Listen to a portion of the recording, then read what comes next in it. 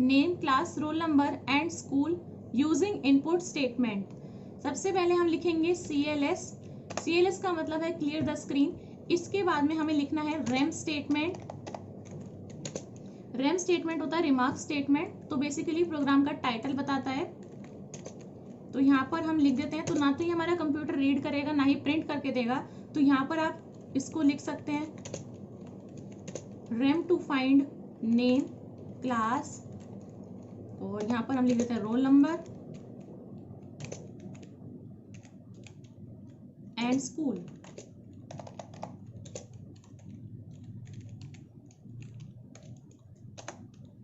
ठीक है, यहाँ पर हमारी रेम स्टेटमेंट हो गई है। अब इसके बाद में हमें इनपुट स्टेटमेंट का यूज करते हुए फाइंड करना है ये चीज।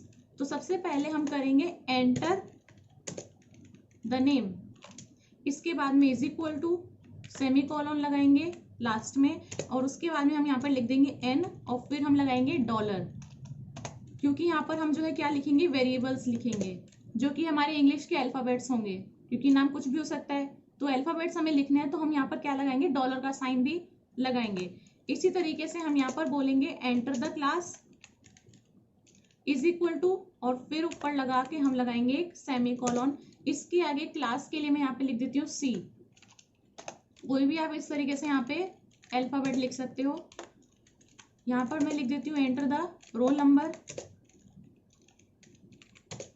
रोल नंबर हो गया है, रोल नंबर हम यहाँ पर लिख देते हैं R, क्योंकि वो मेरा एक नंबर होगा, क्लास मेरा एक नंबर होगा, ठीक है, तो इसलिए हम यहाँ पे डॉलर नहीं लगाएंगे। इनपुट, और इसके बाद में हम यहाँ पर लिख देते हैं enter your school name. School name में हम लिख देते हैं S और डॉलर। तो हमारा जो नेम है वो N से है, तो मैंने N डॉलर लिख दिया, क्लास को मैंने C ले लिया, रोल नंबर को मैंने लिख दिया R, और स्कूल नेम को S डॉलर। अब इसके बाद में हम लिख देते हैं यहाँ पे प्रिंट, खाली प्रिंट लिखेंगे। तो प्रिंट के आगे कुछ नहीं लिखा है, तो इसका मतलब क्या है, वो खाली छोड़ देगा उसको। तो अगर आपको कोई लाइन जो है वो ब्लैंक छोड़नी हो बीच में, तो आप वहां पे डाल सकते हो प्रिंट। खाली प्रिंट लिख के छोड़ दोगे तो वहां पे एक स्पेस छूट जाएगा, क्योंकि यहाँ पे बहुत हौच पौच हो जाएगी। तो यहाँ पर मैंने इस तरीके से लिख दिया है। अब हम यहाँ पर डालेंगे प्रिंट। सबसे पहले हमने इनपुट स्टेटमेंट दी है, अब इन्हीं चीज के लिए हम एक प्रिंट स्टेटमेंट देंगे, तो वो हमको प्रिंट देगा नेम। तो हमें वो प्रिंट करके क्या देगा, नेम इज इक्वल टू ये है, क्लास इज इक्वल टू ये है।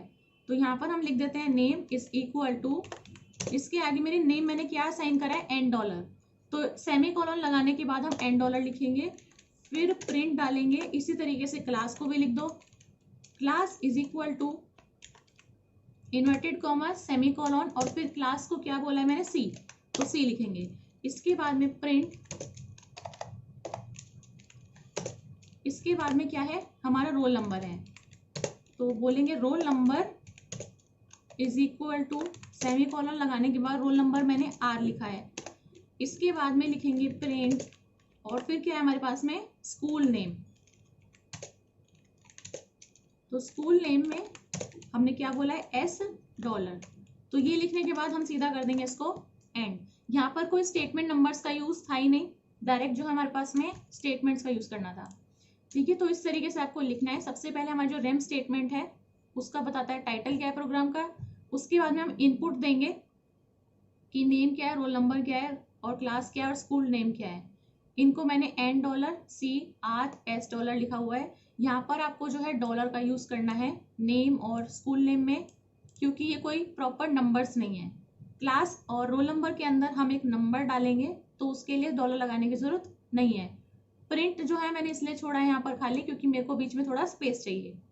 तो एक लाइन छोड़ने के बाद ये आपको प्रिंट करके दे देगा, नेम ये है, क्लास ये है, रोल नंबर ये है, और स्कूल नेम ये है। इसको हम करा देते हैं रन।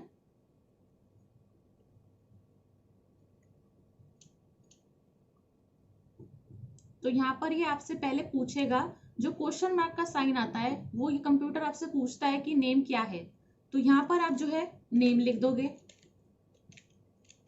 ठीक है, यहाँ पर नेम लिख दिया। अब आप मारोगे इसमें एंटर, तो अभी पूछेगा क्लास, तो अब क्लास कोई नंबर है, ठीक है, तो आप लिखोगे सिर्फ नंबर्स में।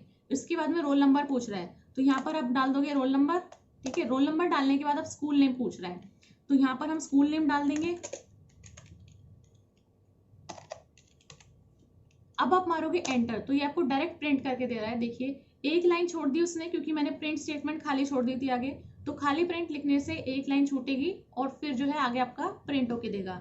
नेम इज इक्वल टू दे दिया, class is equal to, roll number is equal to और स्कूल नेम ये है। ठीक है, इस तरीके से आपको जो है लिखना होता है। अगर आपका यहाँ पे नेम, क्लास, रोल नंबर और स्कूल नेम की जगह कुछ और होगा तो आपको अगर कोई अल्फाबेट्स टाइप करने हैं तो बस उसको डॉलर में लगा देना, और अगर कोई नंबर है तो आप उसको डायरेक्ट कोई भी वेरिएबल दे सकते हो, और प्रिंट आपको बस उस चीज को लिख देना है। तो यहाँ पर ये MO नहीं है, यहाँ पर हम इसको NO लिख देते हैं।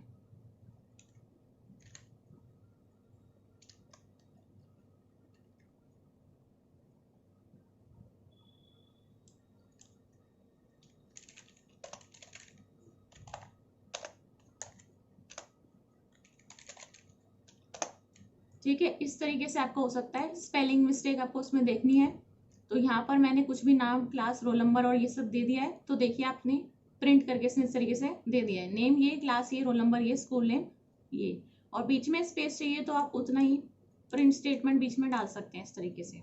तो ये था इनपुट स्टेटमेंट का यूज करके आप किस तरीके से प्रिंट करा सकते हैं name, class, roll number and school.